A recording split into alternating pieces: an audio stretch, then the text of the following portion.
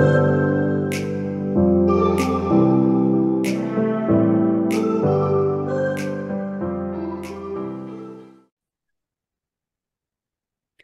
everybody. Welcome to another episode of Hope Without Sight with your host, Sailor Cooper, and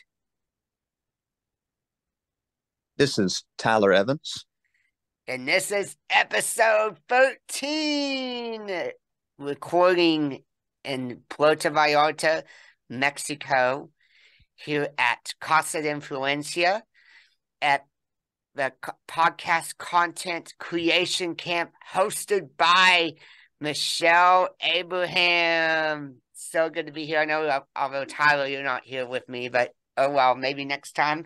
On today's episode, we have a very special gentleman who has had quite a life story.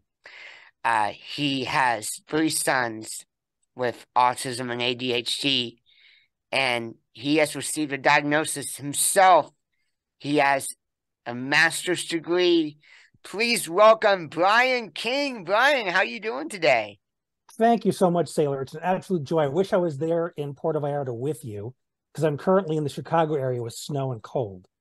Wow, yeah, I bet it's cold. Yeah, it's cold. But in general, my stock answer is I'm doing my best. You're doing your best? Yeah, I see. Mm-hmm. Oh, so, welcome to the Hope Without Sight. So, as I mentioned before we started, this podcast is all about featuring people who've had obstacles in life and have overcome them. Tyler and I, we certainly have had them, right? Because both of us are legally blind, and we're not just friends; we're almost brothers from another mother, as we'd say, right? Yes, indeed. And as long as the world ceases to accommodate all of us, the struggles are just going to continue. Absolutely. Yeah, you got that right. So give us some background. In your biography, you mentioned you have 3 sons with autism and ADHD, and you have it yourself. And honestly, I mean, you don't seem to have the disorder to me. I can't notice anything so far. So tell us more about it. We've known each other for a couple minutes, so let me fill in the gaps. I grew up with undiagnosed Asperger's at the time, ADHD, dyslexia, and dyscalculia. So I struggled with reading and math, and I was always called, lazy, dreamy, unmotivated. It was always a character flaw. That's what they always brought it back to. That was why I was struggling. And because I was clumsy and socially awkward, I didn't make friends easily. The boys made fun of me. The boys would hit me, punch me, throw rocks at my head. And just being raised that way was awful. I also had a father with Asperger's, a mom with ADHD. Neither one of them knew it. And then tried to raise 3 kids, my brothers and I, who all had Asperger's, ADHD to some degree. So our house was like 2 cats trying to herd cats. Okay? Wow. And that was childhood. In adulthood, I was diagnosed with Ehlers-Danlos syndrome, which is a connective tissue disorder. So my joints like to come out of place on a regular basis, and it hurts. And I also have multiple sclerosis. Oh, my goodness. So while I have... Oh, there's one thing I forgot. My graduation present from high school was stage 3 testicular cancer. Oh, okay. So I spent the summer after graduation in chemotherapy. And I'm writing book 6 and raising my 3 boys with autism and ADHD. And my oldest boy also has bipolar. Oh, and my younger goodness. 2 also have the Ehlers-Danlos. But here's the bottom line, Sailor and Tyler. As much as my body is kind of coming undone and sabotaging itself, I still have 3 boys I need to prepare for the world. So they need to see me being resourceful, resilient, empowered, someone who looks for opportunities to take action and see the positive in the situation, not at the expense of the reality of the situation, but enough to say there's something we can do here. We are not out of options. We're still in the arena. So whether I'm laying in bed or sitting up in my recliner or in my wheelchair, I want my boys to see empowerment modeled for them. So that is my number one priority. And that's why I show up the way I do. Now, Sailor, to your comment before that I don't seem like I have these issues, I'm talking to you one-on-one in a quiet office that's temperature controlled and the lighting is exactly the way I need it. So I'm a lot more organized. If you put me in a restaurant, you're going to see a completely different bride.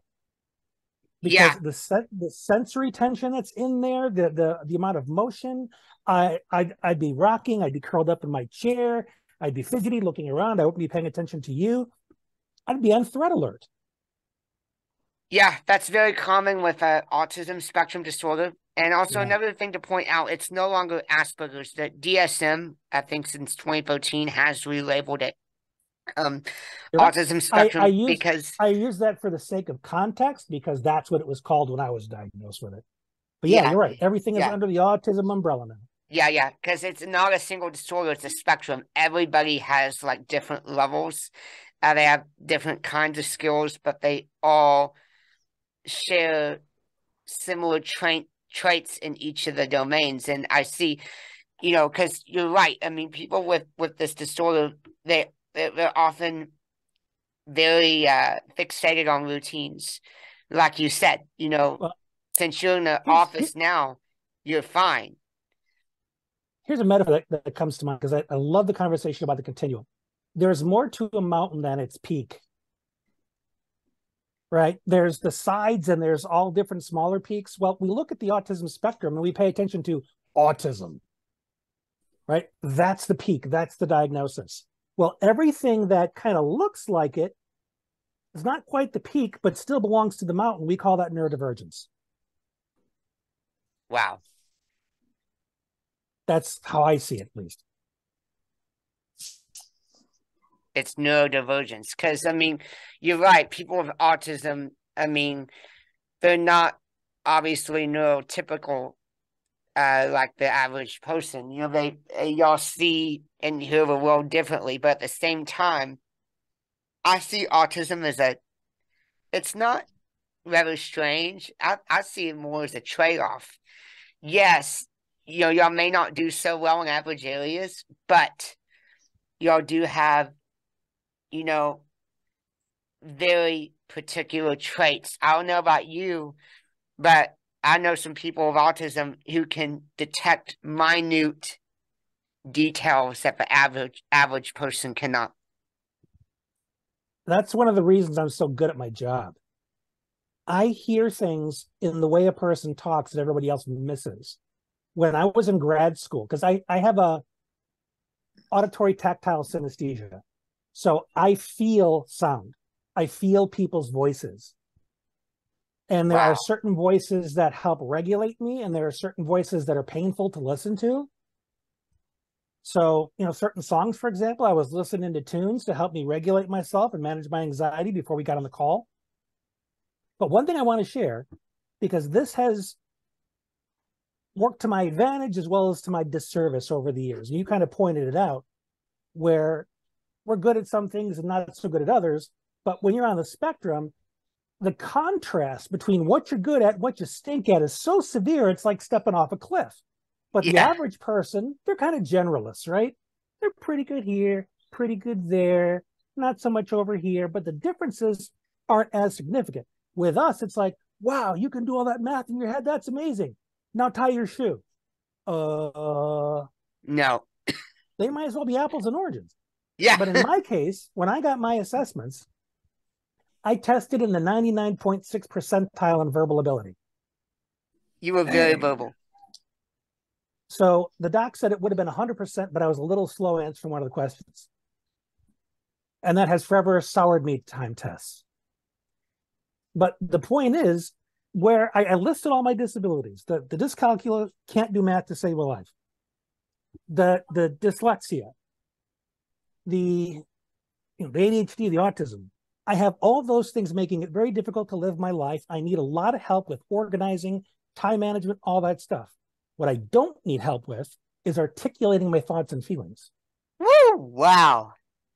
So people are able to connect with the way I explain things, but they automatically assume, well, he must not be challenged. He must have it all together. No, I can explain things good. Wow. That's my superpower. I struggle with everything else. Now, go ahead.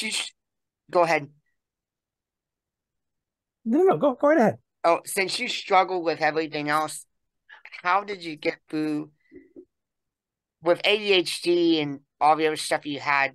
How did you get through math in high school and college? Because, like, of course, I don't have autism myself, but I do have ADHD to some degree, where I can't,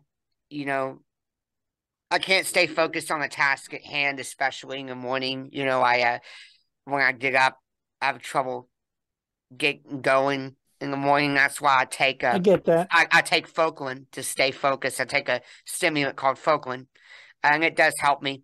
But of course, I was terrible at math growing up, especially in high school. Could not do algebra, and of course, I not only that, I couldn't do it because I couldn't really see it. I'm visually challenged. Now, of course, some blind people can do math, but of course, they do it in their head. But how did you get through, high school and college? How did you get a master's degree? How did you get as high as you could through math in high school? In college, by the skin of my teeth. That's how I got through it. Yeah, it was always taking the most basic math classes. What's the minimum I could do to fulfill the requirement. I majored in social work instead of psychology because I couldn't handle the math requirement. Otherwise, I could be a psychologist. Yeah. But honestly, I think social work's a better fit because it's so community focused and getting out there and changing the world. And that's more me. Wow. But what really got me through it was the fact that I was tenacious enough to just want to get it done, to just get through it. I didn't want to do it again, right? It was like doing your prison sentence. Yeah. And to do you're on parole. I'm not going back to that. When I was in college, that's a good analogy. There was one algebra course I had to take. Couldn't get out of it no matter how much I begged. So I was used to taking 4 or 5 classes per quarter. This time I took only the math class. And I swear I spent as much time on that as I would have had I had 4 courses. Only the math class. Wow. Right, only the math class. And my working memory being so awful, it was hard to remember the rules. And, because with the dyscalculia, my brain reverses orders of operation and reverses numbers. So I'll think I'm multiplying one number and I'll end up multiplying something else. So it was a lot of taking it slow, remembering the principles, sticking with the basics, not overthinking it, getting it done, and letting my brain forget every single bit of it. Wow. So I got through that class with a B, and I worked my butt off. And I offer photographic proof if you don't believe me. And so, wow. So dyscalculia, I would say it's like dyslexia, right? Some people call it that just because one of the commonalities is the reversals. Yeah. The reversing numbers.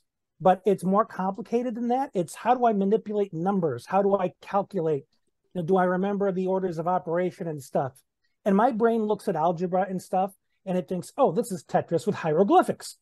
I don't want to do this. Wow. So I do social work instead. I'm sure you had a lot of tutors, right, to help you with math, right? I had a codependent mother who was a rescuer and was practically my helicopter mom, and she was very good at math. So she would help me through the rough parts, and mostly math was something I survived. I wouldn't say it's anything that I thrived in. It was one of those classes that when you look at where the trajectory of a person is according to their gifts, if math doesn't look like it's going to be part of that, get over it. Yeah. get the kid through it. Let them focus on their strengths, because the thing they can monetize is what's going to help them live their life, not all the state names or capitals or what number president, so on and so forth was. That stuff doesn't move the needle. Yeah, You know, always help focus these on your kids learn gifts. something that they can take action with and actually create something for themselves. But And schools need an overhaul. yeah, and that's why a lot of colleges, I think, they focus on too much general knowledge, and they they make you take a lot of courses that are unnecessary. Tyler, I don't know if you can agree with me on this, but I mean that's one of the reasons why I didn't finish college, because it was just too much. I I Yeah. couldn't handle the courses so much, especially the math. And like a lot of times you don't need a degree to be successful. And that's why we're in entrepreneurship now, like starting our own podcast business. And so Well, let me tell you that. Yes, indeed. yeah. Let me tell you this, Sailor. You don't need schooling. What you need is an education. And right now, where you are at your podcast conference, you're getting an education. Yes, indeed. All right. And think You about are what we learning have. specialized insight to help you monetize a skill and a passion. Yes. Okay, Exactly. let's do that. And I'm a big champion of lived experience and the value of it. One of my clients, I'd hold her up against any trained therapist any day because she's done the work on herself and has such tremendous insight and emotional balance and patience. I would send people to her for counseling. And because she doesn't have letters, she's easily discounted, which is completely unreasonable in my mind because she has the education. She just Wow. didn't go to school for it. She lived it. I hear you, Brian. You have to get an education, but education may mean different to each person. Like for me, college ain't the thing, but if anything is, being on the journey that I'm on now. Yeah, And if you're planning on being a surgeon, I hope you went to school. yeah. Yeah. But in some cases, you're better off kind of finding your own way. Right, exactly. But yeah, you only need a degree if you want to be a doctor or lawyer. And um, you know, college is just general knowledge. Focus on your specialty. I've heard it say from a common YouTuber. His name's Jad T. Jones. He put up a video. It was 24 minutes. He says how just going to college overall is just a waste of your time, uh, unless you truly know what you want to do. He says before you even register for the courses, you have to know if that's what you want to do, because a lot of college students, they're going to school, they get out, they have no jobs, and they're just broke, man. They're just going into huge holes of debt. And no, Well, let's it's simplify wrong. this. Before you go into college, you need to know what effect you want to have on the world. Right, Because exactly. people talk about what job do you want to do for the next 20 years, or what do you see yourself doing? I see myself in a difference, a very specific difference. And there's certain information that I need, certain relationships I need to have in order to allow me to be effective at that. I don't need to know everything about ancient Mesopotamian history in order to accomplish that. Maybe it'll make me more aware of the world I'm in, but I can go and find that stuff on Google. I can go find it at the local library. Don't make me pay for it. Exactly. I can find this stuff on my own. Teach me this stuff that is actionable. Yes. That when I walk out the door, I know this is the effect I want to have on the world, and this is the factor strategy I learned in class today that's going to help me have that. If you're not teaching me that, you're wasting my time. You got it. But that's just me. That's why I'm not a teacher. Right. Exactly. That's But why. being able, a lot of parents or teachers or whatever are so used to this generalist approach to things. They're almost afraid to help us zero in on our zones of genius because they're afraid they're cheating us or leaving us out. Trust me, if we're not going to use it, we don't retain it. You can spend all those years trying to help us write the perfect research paper or pass the math test or know everything about social, but if it doesn't raise our energy level, it doesn't excite us, you might as well have never told us. I can't agree with you more. I think, you know, what the advice that you're giving on the show is very, very, very useful. And so now, you're a social worker, right? Well, that's my degree. I didn't keep up my license for a lot of reasons. Part of it being the ableist state that I live in, who believes that people should have to be present in order to get their continuing ed credits, even though it causes excruciating pain. So still working on that bureaucratic nightmare. I hear you.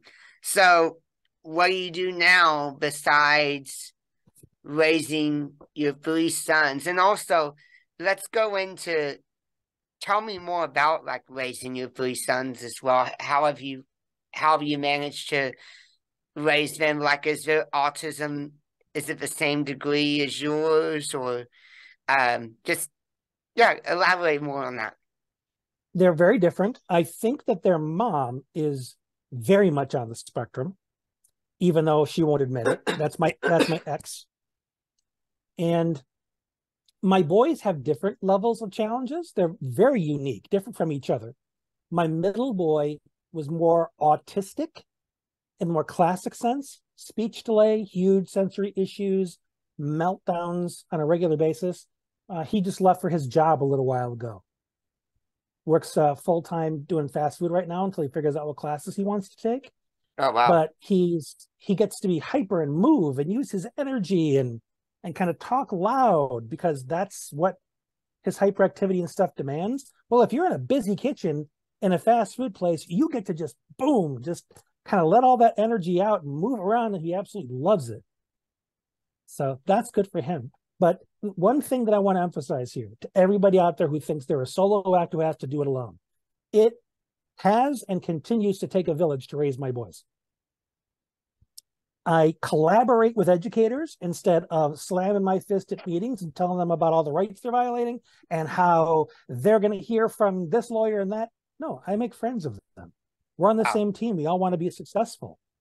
Let's support each other in being successful so we all win. If we are adversaries, everybody suffers.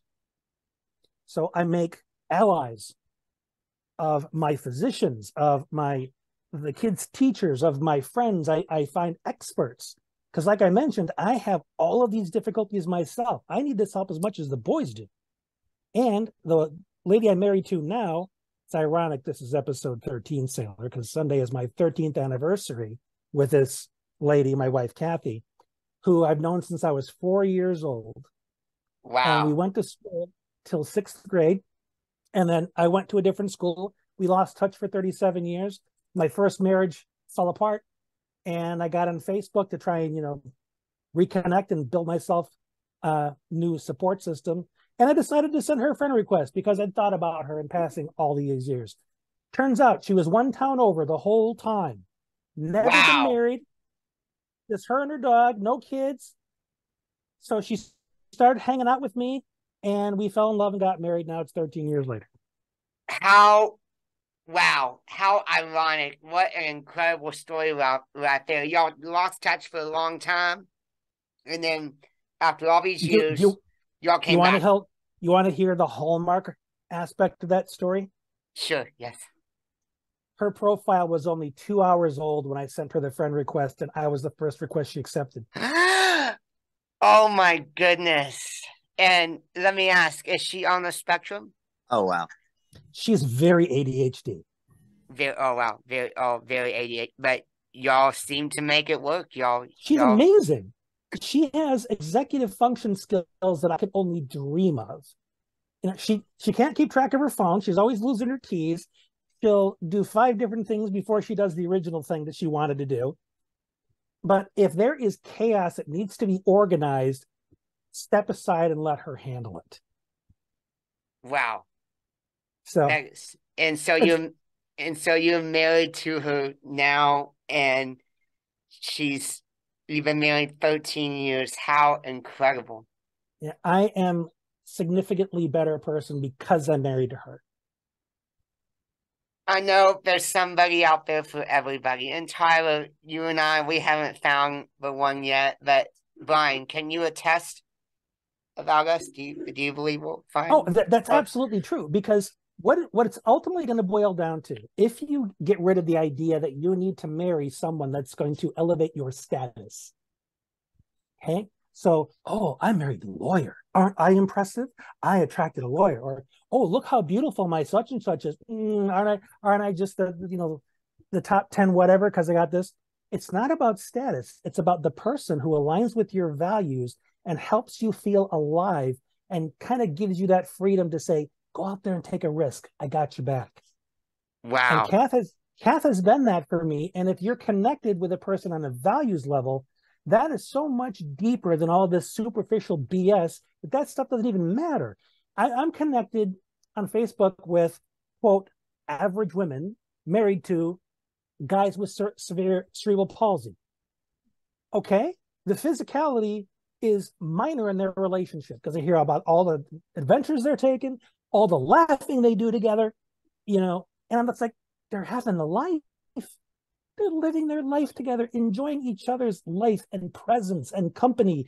And if that's what it boils down to for you, don't pick your partner because you want to impress the audience. No, absolutely. Pick your partner because they lift you up. When I'm out in public with Kath, I don't care who's looking at me. I hope they're enjoying the show. Yeah. But it's for me and her. That's it. And I think it's awesome that Kathy knows like your conditions that you have, and she accepts you for who you are. And I'm sure there's quite a few people that just don't want to even understand. And honestly, I've been kind of afraid the of that. The physical problems I have, the MS and the EDS started really showing up a couple years into our marriage. But all the autism stuff, all the meltdowns, she knew about that and she signed up for it anyway. And your first after wife, right? all these years, she's still here. Your second wife, right? Yeah. Right. Oh, their mom, the one I suspect is on a spectrum, has checked out. On occasion, she'll text them or she'll have them come over for a weekend and she'll send them away to do something while she looks at her phone. But Kath, who didn't give birth to any of them, is all in. Wow, how awesome! Very, very blessed to have very blessed found her, and yeah. And if you don't mind me asking, why did their mom check out? Was she just overwhelmed, raising all the boys? Because as you mentioned, she had autism like I said, too. I suspect she's on the spectrum, and she was also raised in a household where feelings were not looked at, talked about, addressed. So you got 3 boys on the spectrum that are kind of going every way, and you are looking for quiet and control, and you got kids that can't give it to you, and you got a husband who's working 15-hour days at his own therapy practice. She got overloaded, and instead of talking about it, she ran. I see. Wow. So, but at least you have a wonderful wife now, which is awesome. Yeah. Incredibly traumatic at the time, but thank goodness, when you allow yourself the time and do the work to heal, things in time get better. Everything all happens the way it's supposed to for a reason. Mm-hmm. And so I want to ask also, so you mentioned one of your boys, he has classic kinds of autism. Mm-hmm. I guess you don't have those. I mean, you have, you mentioned you do have meltdowns and stuff as well, but I guess it's just different from your boys, or I'm just trying to understand. My boys have not had meltdowns in a long time, but when they would have meltdowns, it was a panic. Even when you would tell my middle boy, you tell him no, he would turn bright red. He would tense up. He'd scream at the top of his lungs. It was like you just threw his dog in the river or something, just by not giving him what he wanted. Or if there was a sensory issue, he was very sensitive to the sunlight. He'd walk out the front door. He'd press his forearm against his eyes to cover the sun and yell, "Ow, ow, ow, it's hurting my eyes." He couldn't wear jeans. He was always stripping his pants off. He still lives in sweats. Fabrics are very, very sensitive to him. So he kind of walks around most of the time looking like I just pulled him out of a dumpster, you know? Oh, I do my wow. best to try and get him to comb his hair or whatever. But he, for the most part, seems happy-go-lucky, extremely naive, which is a concern. You know, his innocence around social relationships is incredibly lacking. You know, it's almost like he's in single digits emotional maturity, even though he's 20. So I encourage him to take risks. I give him some social coaching, but I also need to keep him kind of close. So how old are your boys? They're 24, 20, and 17. Wow. And so you said one of your boys is not emotionally, he's not his age, but That's the middle boy, the 20-year-old. I see. He's got the speech delay still affects him. So he mispronounces a lot of words. He's very clumsy when he talks. But when he writes, you'd think you were talking to some corporate person. Very formal, very meticulous. He's able to do in writing what he can't do speaking. Wow. That's wonderful. It's great. And me being a writer and incredible. preferring to do that has benefited because the boys are all into writing now too. Wow. That's a very unique story. And I want to touch on this. Tyler, I think you've said this too. Maybe you might know why. I've heard autism affects boys more than girls. Would you know why? That's primarily because that's primarily because of cultural bias. The fact that the research was done on white males in the United States. How white males, boys in particular, present with these symptoms. Okay, that's what we use. Well, girls don't present like that because they're not boys. So for the longest time, the only girls being counted were the ones whose symptomology characteristic looked more like boys did. It wasn't until they realized that girls have a completely unique profile that they needed to be assessed differently. Now, and I always thought, it's at least 50-50. This disparity everybody thinks doesn't exist. It's because we're assessing poorly. Wow. And so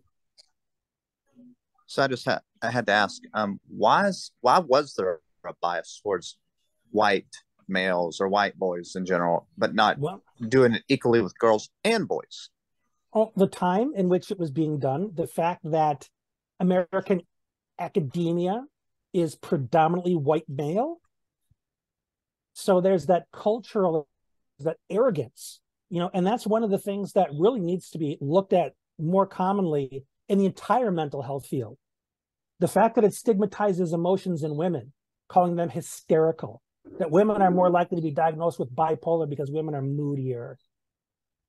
My doctor, my kid's psychiatrist blew off bipolar as a diagnosis for my oldest for like 5 years when he was in and out of the hospital in crisis. It wasn't until we got him a psychiatrist that finally said, I think this is bipolar. I'm thinking, really? So we switched doctors. But this doctor, again, was very old school, very, how do I say it? Thought men are better than women. So bipolar is like a women's thing. It's not in his kind of thinking. No, it's probably not likely for the boys. So his bias affected his ability to be an effective clinician. Wow. So it's important to look at what's the history of this book. Whose values and agendas are being served by this? Well, the insurance company, for one. That coding are billing codes. That's how they get paid, is by labeling people. Okay? They make more money that way. And they make more money if they diagnose you with something they can treat. Because it's fixable, like popping a pill. That's a whole other discussion, my friend, but our mental health system is messed up. It is. I can't agree more. Yeah. It does not empower people. No. It tells them, you're sick, this is the pill. If there's anything else that can be done to help this, you got to figure it out. I'm not giving you any resources. I'm just giving you a pill. That's usually the extent of Western medical care. How many people, I can't tell you how many people have come to me, well, I'm not feeling too good. I think I need to adjust my meds. No, you need to adjust your social group.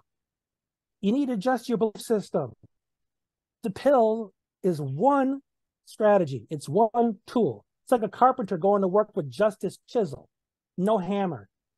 Oh, I'll just make it work. I got this one tool. No, you need a whole set. A pill is not a problem solver. A pill, if anything, brings you out of the stupor or the stratosphere of whatever your mood swing is at the moment, so you can find your way towards the middle ground where you're a lot more resourceful and resilient.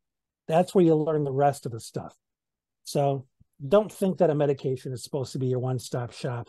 It opens the door. It opens the door for you. Right. That's what it does. Exactly. I don't understand, how is it that we treat mental health differently than just physical health? Like, let's say someone's diabetic. Well, obviously, someone who's diabetic or has hypertension won't just take medicine. They have to do the lifestyle too. Right. They have to do exercise. They have to do proper diet. Why can't we approach the same strategy to physical medicine as we do with mental health? Why can't we make it equal? Well, in Western society, we live in our heads. Right? Everything is about intelligence and being strategic and calculating. And you look at our capitalist system, it's all about having one up, being smarter than the other guy. And I remember our past presidential election, one of the big bones of contention was, is this person crazy? Is this person mental competent? This person is stumbling with their words. Are they stupid? I heard that stuff. I wanted to reach through the screen and say, you trying to tell me that less than perfect equals incompetent? That's what they were trying to say to people. About Joe Biden, yeah. The man he stuttered when he was a kid and he was bullied for it. Now he's the flipping president. And you're saying he should be disqualified because he stumbles his words? Are you kidding me? And unfortunately, there are people in this world that are so eager for any advantage, they will be petty and point that stuff out. But the stigma around not having absolute control of your mental faculties, that's what it boils down to, why mental health is so stigmatized. Because if you don't have complete control over yourself, there's something wrong with you. You're weak. You come from bad stock or whatever other nonsense they want to throw at you to make it a defect of yours. And one of the things that I'm hoping to do with how I put myself out there is to destigmatize it by demonstrating that this is a shared experience amongst human beings. Yes. Way to go, Brian.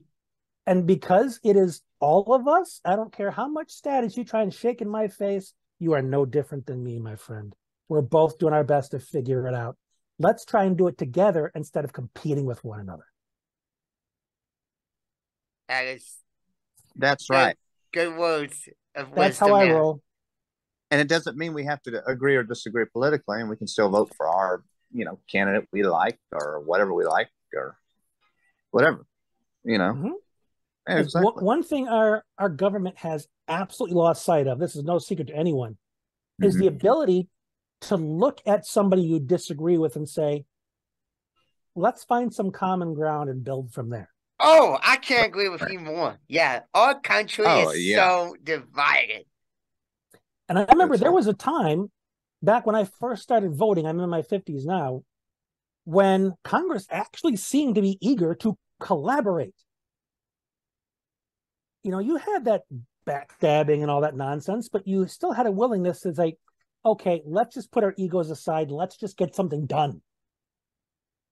And often it was pretty good. It wasn't perfect because you had to compromise, which typically meant water it down to the point where it looks good, but doesn't really move the needle. Right. But, well, the way I see we're not going to solve any political problems today. No, we're not. the way I see it, if anything, I think Congress is doing too much. I think we need to return to federalism and republicanism. So we need to return to. That's what I think. Yeah, exactly. Yeah, well, that's an entirely different conversation. It is, yeah. So yeah, I know. So just to get this straight, autism affecting boys more, it's not the actual truth. It's only a bias, correct? Right. And keep in mind, statistics can only reflect what you're trying to measure. There may be other variables in there that are affecting the outcome that you are not even aware of. You know, whenever I see, well, if you lived by car exhaust when you were pregnant, your child could be autistic. Okay, so how come every kid in Shanghai isn't autistic? Ever see the pollution in that city? Oh, Everybody should have lung cancer right now. Okay, some of these grasping at straws just is frustrating, because at the end of the day, you need to know what's going to meet my child's needs, regardless of their challenges. They melt down all the time if they have food sensitivities. I can either focus on how do I get them to stop it, or how do I figure out what their needs are so that I can help them meet their needs in a more effective way. Yes, you don't have to figure out how to get them to stop it. You have to figure out their needs, because think of it. Because they're not neurotypical, they're different. No wonder they're having those anxieties. They use that to cope. Yeah, diagnosis does not take masking into consideration. Because when you're looking at things like autism, ADHD, it's behaviorally assessed. Do you act like it? If you act like it, well, then you have it. Well, what if you learn to suppress it? Because when you act like it, you get in big trouble. So survival has demanded that you stuff it down. That's not coping. So if someone says, well, you seem like you're managing very well. No, I'm not. I'm hanging on by a thread. I can't wait to go home and strip all my clothes off and turn on the fans and totally decompress. You're right. Also, tell us about your other conditions. I know, Tyler, this will stand out to you because you do a lot of research with cancer, but how did you handle your testicular cancer? How long did you have it? And Tyler, if you want, you can ask a lot of questions, because I know your mother had cancer and you're very fond with that topic. So both of y'all take it away. Well, frankly, I fell apart, and so did my life. My girlfriend dumped me. A lot of my friends stopped talking to me. Keep in mind, this was 1988, before internet. All we had was phones on the wall. I couldn't send out a blast email saying, hey, everybody, rally the troops. I'm in the hospital getting chemotherapy. So some of it was just circumstantial. Some of it was people simply not wanting to deal with the fact that their peer was fighting for his life. So I had this vacuum with almost zero support. My family, highly dysfunctional. All they knew how to do with their emotions was scream them at each other. That doesn't help. So it was anger. Doesn't help. So I spent a lot of time being mad. There was one time I put my fist through the wall in my room. I was so mad. And it was between two 2x4s, and it was like an inch on either side. So I hit the wall perfectly. If I was an inch left or right, I would have busted my hand. So that was very, very fortunate. But I was angry and I was sad and depressed because my doctors weren't telling me how I was doing. I would say, is the chemo working? Well, we like the results we're getting. So is it gone? Well, we're confident that this is blah, blah, blah, blah, blah. They wouldn't give me a straight answer. I don't know. Am I living? Am I dying? Is it better? Worse? What? So I was always on edge. And it was the whole summer. It was July through September. And then end of September, I was told I was in remission. And when I got that word, it was like the future opened up, like someone just opened up the drapes. I said, holy crap, I can start thinking about future again. I can start thinking about having a life. And that's when I started thinking, all right, I'm bitter and terrified and angry. I don't want to feel like this. I want to feel less like a victim and more like I'm in charge of my life. So I immersed myself in studies, philosophy, Buddhism, psychology, self-help. I started doing journaling and writing. That's how my first book happened, where I talked about just the horrendous time I had going through the treatment. And then upon hearing I was in remission, the life I became determined to create for myself. And now 34 years later, here we are. So, why did your family ostracize you the way they did? Whenever you found out you had cancer, why wouldn't they support you like mine did? We need Oprah for this one, my friend, to unpack all of this stuff. My dad's family, his parents were incredibly abusive. They didn't want their kids. They just kept having them. So they were to be quiet, stay out of the way, don't bug us. My dad was essentially not parented. So when he became a dad, he became a dad because that's what you do. He didn't know what to do, so he worked all the time. When he would intervene, it was when he was frustrated. By then, he would only be angry. Mm. And you'd be afraid he was going to hit you or something else, which he never did. My mom, being ADHD, very emotionally unregulated. You never know when she was going to get mad. She yelled a lot, or she would hug and mush all over you, demanding hugs and kisses. So you never knew whether she loved you or whether you should be afraid. So that was the kind of emotional environment my sibs and I were raised in. And my dad's family, they were pretty much all the same. Didn't talk to each other. I grew up from cousins that lived within walking distance of me. 2 groups of cousins. I know nothing about these people. I'm connected with them on Facebook. I know a little bit about their lives. Do I know who they are as people? Not a clue, because they refuse to have anything to do with each other. And my mom's family will talk about you, but not talk to you. A lot of gossips. So that was the family I had when I was going through chemo. Wow, that's crazy, because most of the time, whenever you have cancer, family is all around you supporting you and telling you it's going to be okay, and you're going to overcome this. Wow. You know, it's like my family. My family Not my family.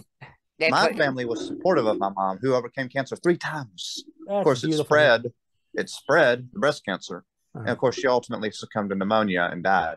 But she didn't die from cancer. It's crazy. Amen to that. Amen. So, there's something to be said for community healing. The fact that you borrow the energy and the compassion from other people and let that lift you up, that improves your immune system, as opposed to just trying to figure it all out on your own. No, I got this. I'm tough. It's not going to beat me. Right. Well, you know, go ahead. I believe that if we simply improve the immune system, tweak it a little bit, and we start living even healthier, we could eliminate probably most, if not a vast majority, of cancers. You know, well, I'll tell you, I'm in the process of cleaning up my diet to try and handle the inflammation in my body better.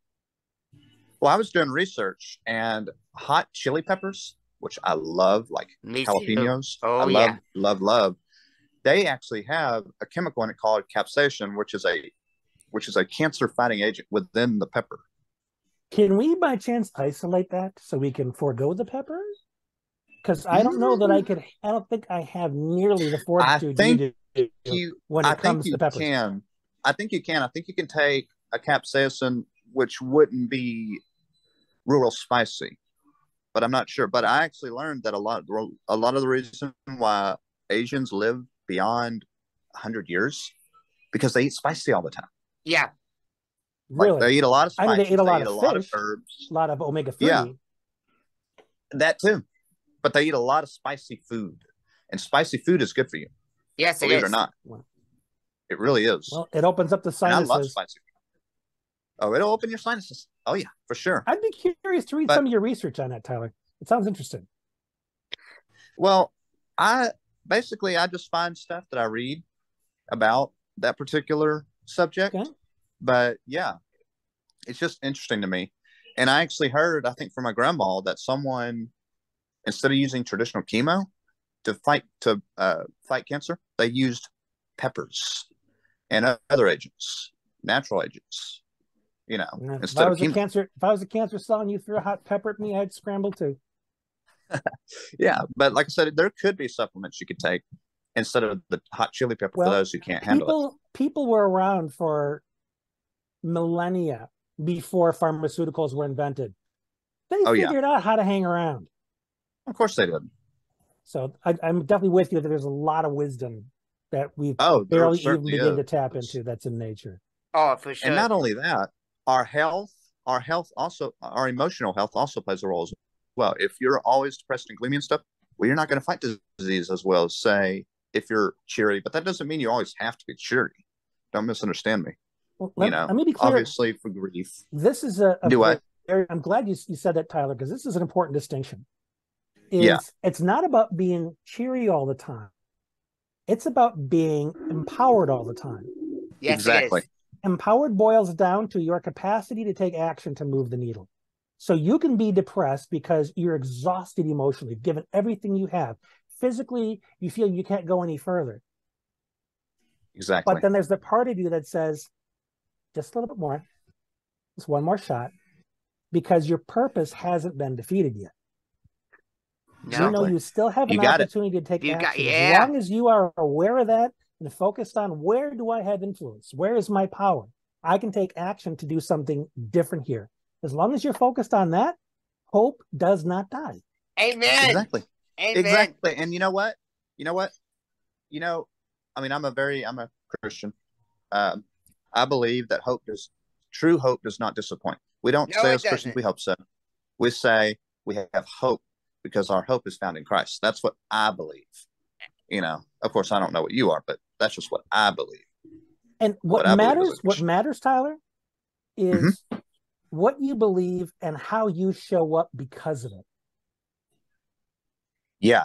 The important thing is be bold about what you believe, even if there's opposition, and you're going to have it.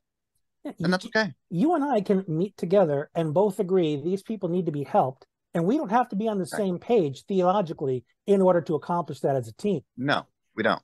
No, not at all. We just align our values and we take action. Yes. We don't even have to necessarily agree on exactly the same techniques that could be used to help with that. As long as we both agree that we want to improve lives, we don't want just a bunch of jargon about this and this and you got to take this, you got to do this. No, we don't have to do that always. And sometimes you don't even need medicine to improve your mental health. No, oftentimes you don't. So much of what affects our mental health is how we have positioned ourselves in relationship to life. Right. You position yourself as a recipient. Life happens to me. Life happens for me. I can't make anything happen. That's your position. You're going to be miserable. Exactly. But if your position is, I am a drop in the ocean. As I move, so does the ocean. But the ocean also affects me. It's reciprocal. As opposed in other words, I'm here to make a big splash. Everybody get out of my way. No, that's not how it works. You're basically saying here, look, be realistic, but make it happen. Make your life happen. You can do something. Exactly. And I feel that the action you take could be simply to pause and breathe. Exactly. That's a good message there. I feel that me and Sailor have been called to this mission to inspire other people in what we do. Well, I'm glad that you're doing it. Right here. These are such important conversations. I'm thrilled that you guys are doing this. Exactly. Because we want to inspire others. And that's why I'm here on this retreat, to do lots of recording and get our plan more developed. And we're going to get there. We're going to get there just like you have in your endeavors. And so I want to touch on a few more things. I know, of course, Brian, you're limited on time. So you've written 6 books. I'm writing my 6th currently. What's your latest book? It's going to be a memoir of all of my most current strategies, of the beliefs I have, the strategies I use, and how I stay empowered even though all this stuff is happening. Tyler, that's basically that book. Do you want to tell Brian what hopefully we can work on? Well, me and Sailor are actually planning on writing a memoir. Well, we're writing one. It's been a long time since we've worked on it, but it's about our lives. It's about, what we've overcome. And I put a lot in there about how my mom has helped me in so many ways. I mean, she fought for me from the time I was born to the time she died. Well, actually, in a way, she fought for me from the time I was born till, throughout my childhood. Mm-hmm. But even beyond that, even as an adult, she still fought for me in an indirect way because she fought for her life. She fought against cancer. She fought against breast cancer. she modeled perseverance for you. Mm-hmm. I mean, regardless of the outcome, there's a lot of wisdom and modeling that can be done for just how someone handles the process. Exactly. You know, when I was a kid, the school didn't know how to teach me. The public school system didn't at first. But she and I went to Austin twice to legislation in Texas so that people can be made their disability. You are my hero, man. Yeah. That's how you become you. the change. Is when exactly. We make it happen. You can yell at the teachers all day long, but they don't make the decision. Not even the school board makes the decision always. Sometimes they do, sometimes they don't. Sometimes they just don't know what to do. That's why you got to educate them on it. Way to go over their head, man. You feel that you're my hero.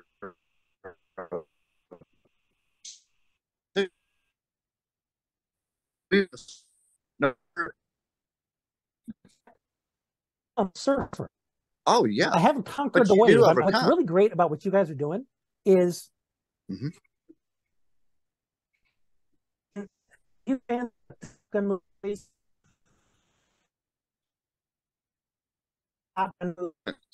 it was pretty it's a favorite of mine. One of the big distinctions between how the character Maverick flies is he's very intuitive and how he decides what he's going to do. And the Navy wants them to say, this is the strategy you used. If the enemy flies this way, you fly that way. Right. And he's like, screw all that. This is how you do it. So very different approaches, but ultimately you get the job done. And when you're telling your stories, you're saying, this is another way. Here's another path. I made different choices. Right. I had different experiences. I was supported, like in your case, Tyler, I had a much better relationship with my mom, and I got the result. But Bry over here, it was kind of hot and cold, and he got the result. So show you can't say, because of my life, I can't. Right. Because if you do that, so all these different stories, if you do that, if you say you can't, well, guess what? You're limiting yourself, and you're not going to do it because you won't. You have decided certain options are not available to you, and you are. Now that doesn't mean that you can just do anything. Obviously, you got to be realistic. Yes, you do. But at the same time, you can't just limit yourself and say, "Hey, oh, I can't do this, so therefore I won't." Yeah, I can't do it. No, we can't do that. Right. That often means, well, I don't have the resources or the relationships I need, but I am clearer now on what kind I need. So I will start hunting and putting these things in place. Exactly. That's the key. That's the key. So, so you have, so you mentioned you had a couple of other conditions. What other stuff did you have? I have Ehlers-Danlos syndrome, which is a genetically inherited connective tissue disorder. So all the stuff that holds my organs in place and keeps them from moving around, that stuff is slack. I've had 3 hernias repaired. I have a 4th hernia, and they just tear. It just happens. Wow. I don't have to exercise.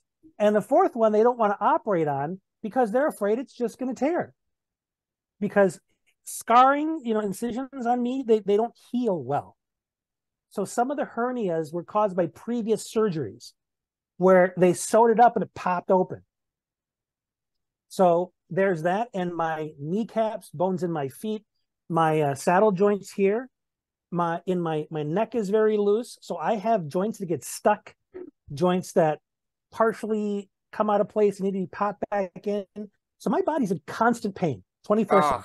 Wow. It's either muscle cramps, muscle spasms, joint pain, nerve pain shooting down my arms, shooting down my legs. So it's resting, taking medication to try and manage all that pain. Then there's the multiple sclerosis. It causes brain fog, increased forgetfulness on top of the ADHD. It has affected my bladder. So I'm like an 80-year-old man, in that respect, because the nerves are being compromised. They're not really doing their job. So I'm on medications for that and all kinds of fun stuff. It's getting closer to me being unable to walk at all. Wow. Because my legs are so weak and I'm so clumsy that I'm a big fall risk. Hard to get up and down the stairs, hard to get up in the morning. It's exhausting just to hold my body up. I was going to say a few minutes ago, hey guys, I need to go lay down. Can we do any final words? Because I'm really starting to feel holding my body up is like if you put a big sack of rice over my shoulders and said, hold on to this for a while. I hear you. It feels like that to try and hold my body up. So I'm at a point where I need to go lay down. Well, yeah, well, in that respect, I guess we can come to some final words because, you've held up for a while. But, so Tyler, if you don't have any more questions, for Brian, I guess we can do final words. But to be clear, your sons were diagnosed with autism first, or were you diagnosed after them, or how did it go down? After. It was when my oldest, he started school and he went into crisis, and his teacher spotted what she thought was going on, so I had him assessed. And after beginning to research and reading up on what Asperger's was, all the box started being ticked for me. And then I went off and got my own assessment, and that's how I learned. And so you always had it, like it was just missed. Yeah, because back in the day, they thought autism was this thing you would never see in the course of your life because it was so rare. And now we practically grow on trees. Right. Because again, it's a spectrum, But well, that, and you have this one individual on the spectrum who doesn't know they're on the spectrum. They go and have kids, multiple kids. Now you wonder why the numbers are going up. Because all these undiagnosed kids are making multiples of themselves. That's why the numbers are going up. So I guess, can autism be genetic since your kids have it? Empirically, considering that you see one parent has it and then multiple kids have it, through observation, it's genetic. Have they found the smoking gun yet? No. I see. But they continue to look. They are getting closer to understanding how autism affects the brain and just how globally it impacts things. But why that happens, they don't know yet. Wow. So, well, thanks for clarifying. Well, I know you're getting tired, which I understand, but all our guests, we asked if there's anybody out there who's struggling right now, what message do you want to give to them? Go ahead, Mr. King. Take it away. Tell your story to one other person. Take the risk of experiencing the fact that you are not alone. Because hope begins when you realize that you are not isolated, that you have resources available to you, that the universe is conspiring to your success. But you got to tell your story so you realize it's not just you. Well said. Well, Brian King, thanks so much for being on Hope Without Sight. Thanks so much. We hope you feel renewed, inspired, and encouraged, like you can just carry on and conquer the world. Please hit the subscribe button on all platforms and tell your friends and family to do the same. Blessings to all.